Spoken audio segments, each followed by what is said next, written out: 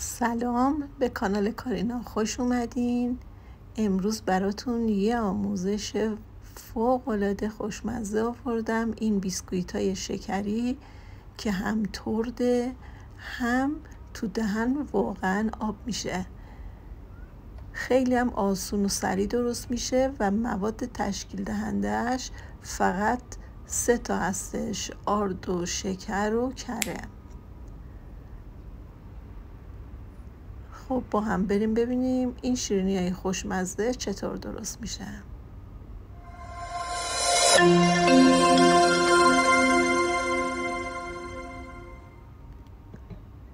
اینجا من 100 گرم کره دمای محیط باشه با لیسک اینو من کامل نرمش میکنم.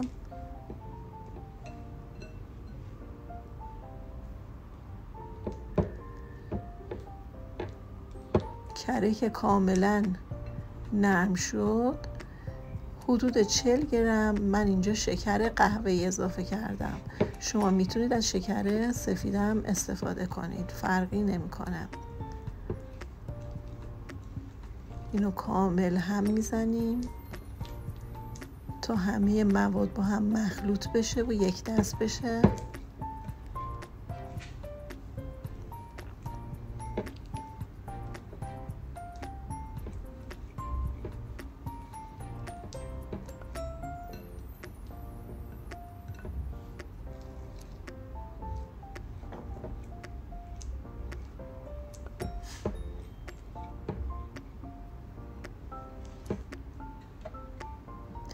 حالا من اینجا 150 گرم آرد سفید دارم.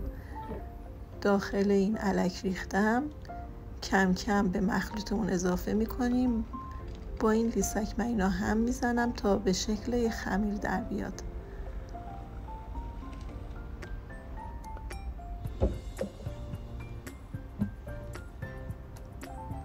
دقت کنید خمیرایی که کره داره یا روغن جامد داره اصلا نباید ورز بدیم.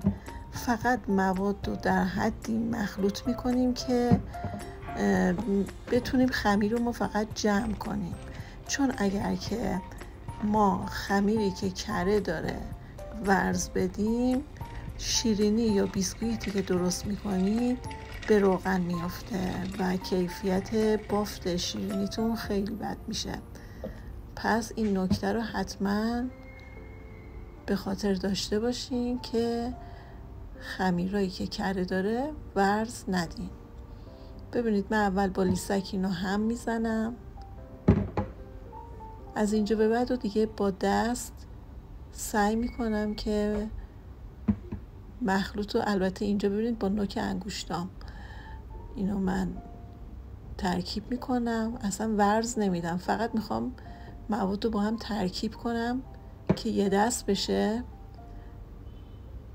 به حالت پودری در اومده الان. بعد از اینکه همه مواد با هم مخلوط شد و به صورت پودری در اومد، با دست اینو جمع میکنم. ببینید ما بین 2 تا دستم اینو فشار میدم، این خمیر رو به صورت توپ درش میارم.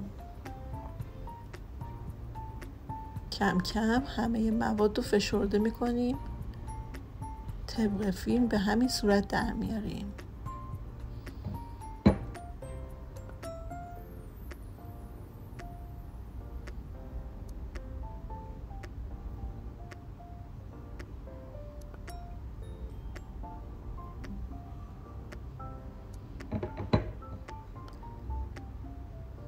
خمیر رو که کامل جمع کردیم به این صورت، حتی میتونید اینو داخل کیسه فریزر بذارین، به مدت 1-2 ساعت هم تو یخچال میتونین استراحتش بدین. ولی به همین صورت هم که هستش میتونید این مراحلی که میگم انجام بدین. من 1 کاغذ روغنی میذارم، خمیر رو روش قرار میدم. یک کاغذ روغنی دیگه دوباره روی خمیر میندازم و با وردنه به ضخامت 4 الی 5 میلیمتر اینو باز میکنم.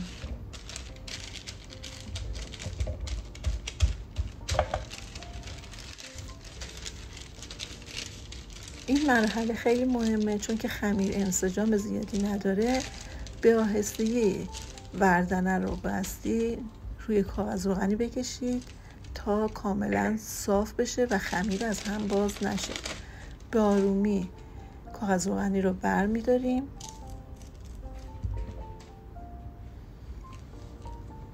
از این وردن‌های طرحدار من به این صورت دارم، روی این خمیر میکشم و خمیر رو شکل میدم. اگر از این وردنه ها ندارین با چنگالم میتونید به خمیر شکل بدین.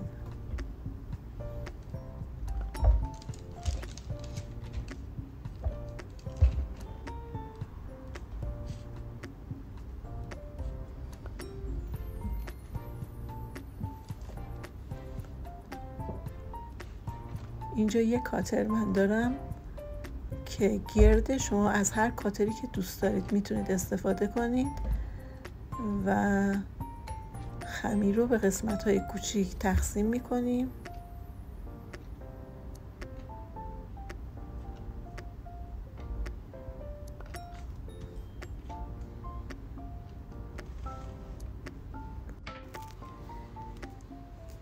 خب حالا این شیرینی‌ها رو که به این صورت شکل دادیم به آهستگی برمی‌داریم داخل سینی فر قرار میدیم. البته خیلی با احتیاط به آهستگی بایستی این شیرینی‌ها رو بلند کنید چون خمیر بسیار لطیفیه و اگر که با ظرافت کار نکنید خمیر ممکنه از هم باز بشه. داخل سینی هم حتما یا کاغذ روغنی یا از این متای سیلیکونی که اگر دارید داخل سینی فرتون بندازین. تمام شیرینی ها رو من کنار هم قرار دادم و روش شکر دانه درشت میپاشم.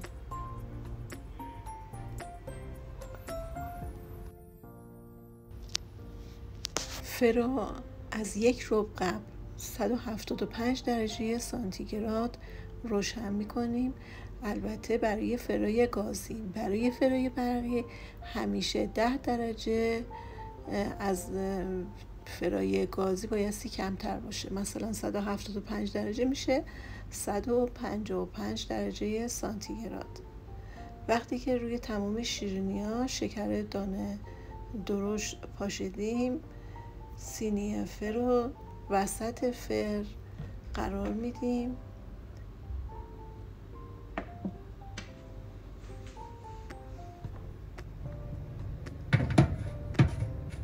و مدت زمانی که احتیاج داره که این شیرینی ها بپزه برای فرای گازی حدود 15 الی 20 دقیقه و برای فرای برقی از 8 دقیقه به بعد چک کنید.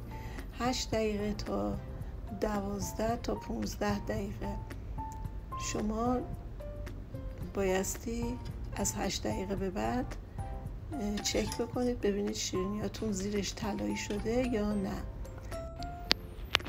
الان اینجا برای فرگازی برای من دقیقاً 15 دقیقه زمان برد تا شیرینی‌ها به این صورت در اومد. شیرینی‌ها رو روی پنجره توری منتقل میکنیم تا خنک بشه و بعد داخل ظرف سرو قرار میدیم. یه دونه از این شیرینی‌ها رو امتحان کنیم ببینیم به چه صورت در اومده. بسیار ترد و خوشمزه است. حتما این شیرینی‌ها رو تو خونه برای خانواده‌تون درست کنید. امیدوارم از این آموزش خوشتون اومده باشه. تا آموزش بعدی همه شما عزیزان رو به خدای بزرگ میسپارم.